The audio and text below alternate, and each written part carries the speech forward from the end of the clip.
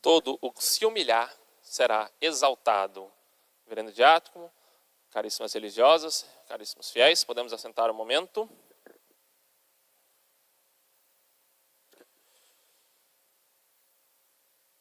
Nesse 10º domingo, após a festa de Pentecostes, nós vemos o tema da oração. Primeiramente, na epístola aos Coríntios, São Paulo nos fala da ação do Divino Espírito Santo no início da igreja. Como que a igreja, no início, na sua difusão, teve uma grande presença das ações milagrosas e extraordinárias do Divino Espírito Santo. Algo necessário para a expansão da igreja. Deus fez daqueles apóstolos simples pescadores, homens rudes, grandes pregadores e propagadores da fé. Assim, nós vemos que a ação do Divino Espírito Santo na alma transforma, converte, santifica a todos. No mesmo texto, nós vemos São Paulo primeiramente dizer que ninguém pode afirmar que nosso Senhor Jesus Cristo é o Senhor, é Deus, ou seja, fazer uma confissão de fé sem a ação do Divino Espírito Santo. Então, sim, todo aquele que proclama nosso Senhor Jesus Cristo só o faz pela ação de Deus. Então, dependemos de Deus até para a nossa fé. Por isso, como eu havia falado, precisamos rezar, pedir a Deus para que nós possamos ter mais fé, crer com mais certeza, rezar com mais intensidade. Tudo o que fazemos, todo o bem que podemos fazer ou que possuímos é graça de Deus, é ação do Divino Espírito Santo. Assim, nós podemos observar de fato aquilo que nosso Senhor disse: sem mim nada podeis fazer. Então todo bem que nós podemos agir para a nossa santificação deve ser algo na graça de Deus. Uma pessoa que, estando em pecado e cometendo inúmeros pecados, quisesse uma graça de Deus, seria como pedir algo àquele que estou ofendendo. Uma contradição. Uma pessoa que está no pecado, todas as suas ações, se são ações boas, vão servir para a sua conversão. Vão agir para que ela retorne a uma vida no Divino Espírito Santo. Uma coisa que podemos observar dessa passagem são os dons, a manifestação do Divino Espírito Santo no início da igreja, com seus dons. É interessante nós olharmos que os dons do Divino Espírito Santo e os grandes milagres da igreja, aquilo que fizeram os grandes santos, é algo que Deus realizou neles, e não eles que realizaram. É muito esquisito, e fora da espiritualidade cristã, alguém afirmar: eu tenho o dom da cura, eu tenho o dom do milagre, porque o dom não é nosso, o dom é de Deus. É Deus que realiza isso na alma.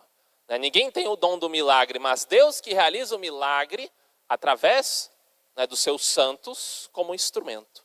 Então essa linha de pensamento nós vemos, sobretudo no protestantismo, em que, buscando um momento de oração exacerbado, com muita emoção ali envolvida, fazem inúmeras proclamações dizendo que ali seria o dom de Deus ou um novo Pentecostes. O Pentecostes já aconteceu. Não há um novo Pentecostes. Muitos vão dizer que depois do ano 2000, estamos agora no período do Divino Espírito Santo. O Antigo Testamento foi o tempo do Pai. Os 2000 anos para cá foi o tempo do Filho. E agora entramos no tempo do Divino Espírito Santo. Estamos caindo no milenarismo. Não há uma revelação sobre isso. O tempo da igreja é o tempo do Divino Espírito Santo. Não vivemos um novo Pentecostes, mas o único Pentecostes que foi o início da igreja, o início da sua propagação. Os teólogos falam que a igreja nasceu na cruz de Cristo. E com Pentecostes ela se propagou. Iniciou-se a missão da igreja, que dura até os dias atuais. Por isso, há hoje um perigo de querer viver uma fé puramente sentimentalista e emocional. Então, o grande desejo de querer ver a manifestação de Deus, como se isso fosse algo necessário para a minha fé. Na verdade, é o contrário. Fé é acreditar sem necessariamente ver. Nós não podemos fazer da religião, né, aquilo que fez São Tomé, no sentido de só acredito caso eu veja, caso eu toque. Não, a fé é o contrário. Nosso Senhor diz, bem-aventurado aqueles que creram e não veram. Por isso, devemos buscar, acima de todas as coisas, primeiramente uma vida de santidade. E não necessariamente querer os dons de Deus. Né? Se eu tivesse o dom de milagres, se eu fosse uma pessoa, né, que pudesse realizar inúmeras curas como um grande santo, aí sim, eu iria rezar mais. É justamente o contrário. Nós temos que buscar uma vida de piedade e oração para que dessa forma Deus possa nos utilizar como instrumentos para a conversão e salvação de todos. Agora, o realizar milagres, o fazer curas, o querer ver dons e prodígios, cabe a Deus. Não é algo necessário para a salvação de todos os homens. Interessante, certa vez narram os biógrafos de São Pio X, que ele estando a rezar, falaram que houve uma aparição do menino Jesus na capela e correram para chamá-lo. Ele então, rezando nos seus aposentos, disse, eu creio, e continuou a rezar. Ele não foi lá ver, ele acreditou. Né? Propagou ali, né, fez uma proclamação da sua fé. Eu acredito, mas eu vou continuar a minha oração. São Francisco de Assis, certa vez no convento, convidou os irmãos para pregar. Né? Vamos pregar para converter a todos. Pegou o crucifixo e saíram em procissão. Depois retornaram para o convento. E os irmãos perguntaram, e quando vai iniciar a oração? São Francisco disse, já foi feita. A pregação já foi realizada. Nós, em procissão, de modo piedoso e recolhido, foi a pregação a todos os homens. Então Deus pode sim se utilizar de algo extraordinário, e é claro que Deus utiliza no sentido de que os santos são canonizados, quando nós vemos os milagres, mas não podemos afirmar que a nossa fé depende de nós vermos essa manifestação de Deus. Ou pior, afirmarmos que temos esse dom. Né? Eu tenho tal dom, eu tenho. Né? Eu sou todo-poderoso, eu rezo e acontece. Vai contrário ao espírito de humildade, que nós vemos, sobretudo, no Evangelho. No Evangelho de hoje, nós temos o fariseu e o publicano. Os fariseus eram os grandes conhecedores da lei. Aqueles judeus que se julgavam justos por praticar pequenos preceitos, mas esqueciam da caridade, esqueciam do amor a Deus e ao próximo. Então julgavam que a santidade consistia em praticar tudo nos mínimos detalhes de todos os preceitos que eles mesmos escreveram. Então, o modo como lavar as mãos, para ele, aquele que lavasse a mão do modo correto, conforme foi, né, proclamado, chegaria à perfeição.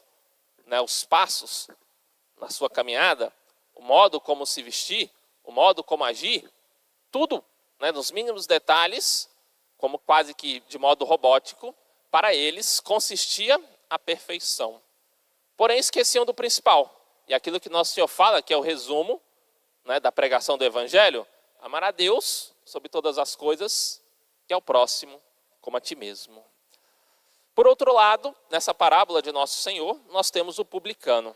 O publicano, ele era mal visto, porque muitas vezes ele era, né, um judeu que passava a cobrar impostos dos próprios judeus em favor de Roma, em favor do império, em favor, né, da sociedade. Então era visto como um certo inimigo, aquele que se tornou, né, servidor, como que um servidor público daqueles que são os nossos inimigos. Então era visto como um traidor, era visto como alguém que era instrumento de exploração para com o povo judeu.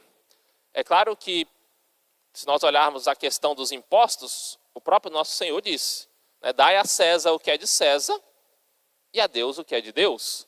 Devemos ter uma preocupação, antes que econômica, espiritual da nossa alma.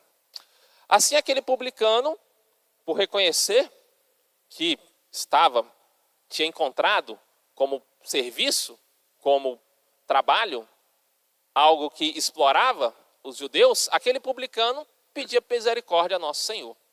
Perdão, Senhor, porque sou pecador. Enquanto que o fariseu louvava a si próprio por realizar os mínimos detalhes daquilo que era a lei dos fariseus. Interessante que o fariseu vivia certa austeridade. Ele jejuava 2 vezes por dia.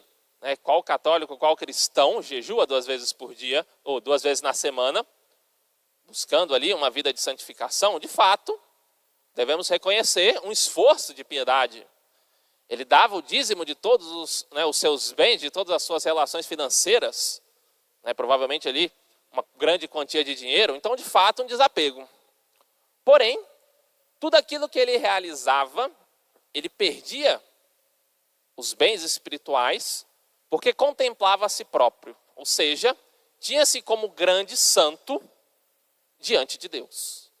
E ainda mais se comparava com aquele publicano que apenas pedia a misericórdia de nosso Senhor. O publicano rezava de joelhos, modo suplicante de rezar, de pedir a graça da conversão.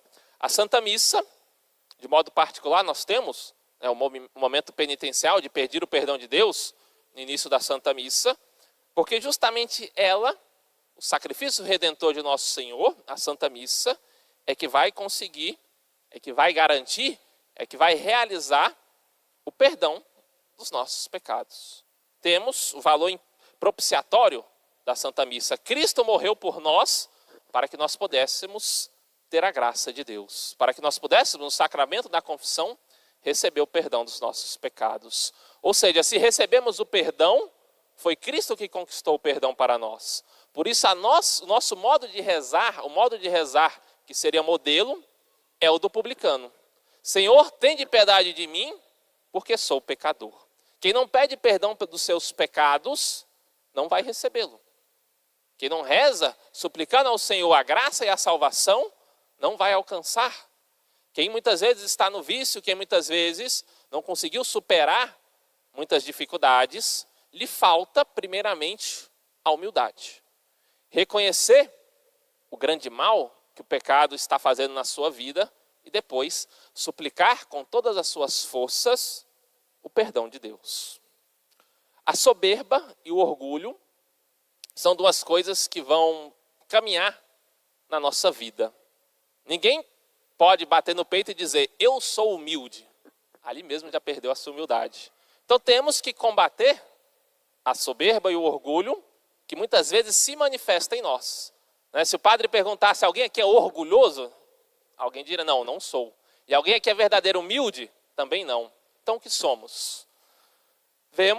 Estamos na busca de uma vida verdadeiramente humilde, e essa busca vai depender do combate do nosso orgulho, porque foi pelo orgulho que o demônio, com os seus anjos, negaram a Deus. E foi pela humildade da Virgem Maria que o Senhor veio à terra. Então o orgulho se manifesta em nós, a soberba se manifesta em nós, de algumas formas específicas. Quando dizemos orgulho, vemos muitas vezes pessoas que não querem servir ao próximo, fazer algo pelo outro, colocar-se a serviço de algum amigo, ou pior, de algum inimigo, seria para ela uma grande humilhação. Temos aí o orgulhoso, aquele que não quer servir.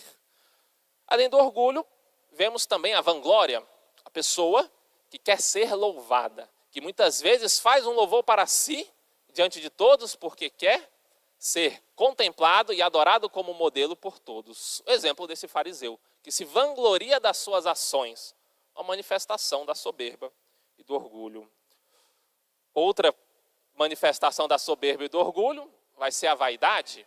Vaidade no sentido de ter um valor superior àquilo que realmente é. Então, a pessoa que tem uma grande consideração de si, que se acha melhor do que os outros, ou que faz as coisas melhor do que os outros, temos ali uma manifestação do orgulho, da vaidade.